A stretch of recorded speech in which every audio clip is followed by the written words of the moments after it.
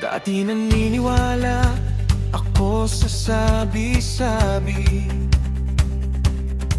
sa pamahiin, sa bulong ng gabi. Bawal to, bawal yan, takot sa malas lagi. Alipin ng takot, bihag ng dilim. Pero isang araw binuksan ko ang aklat.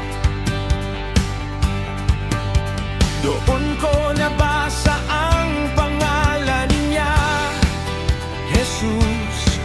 Siya pala ang sagot, siya pala ang katotohanan. Makilala mo ang katotohanan, at ang katotohanan ang magpapalaya. Dati alipin, ngayon ay malaya na. Si Jesus ang nagpalaya sa akin.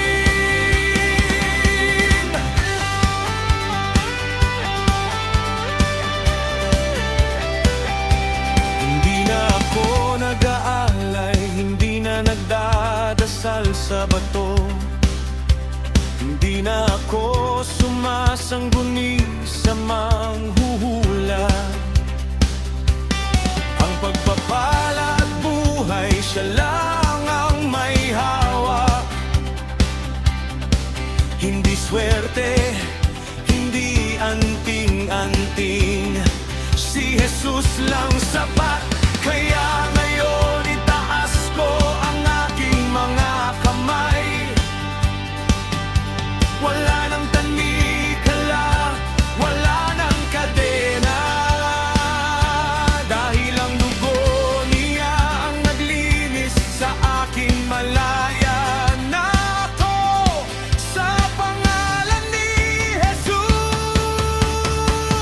Makilala mo ang katotohanan, at ang katotohanan ang magpapalaya. Dati alipin, ngayon ay malaya na. Si Jesus ang nagpalaya sa akin. Kaibigan, tigilan mo na ang paniniwala sa kasinungalingan. Ang diablo ay sinungaling, pero si Jesus ay tapat. Subukan mo, buksan ang Biblia, at makikita mo ang nagpalaya sa akin. Palalayain ka rin.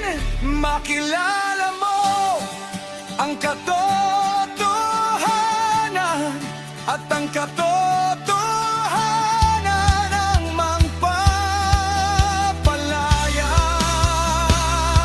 Wala nang pamahihin, wala nang takot, si Jesus ang katotohanan. Ako'y malaya na.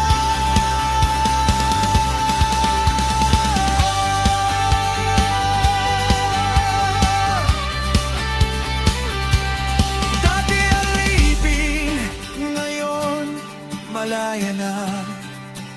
Salamat, Jesus.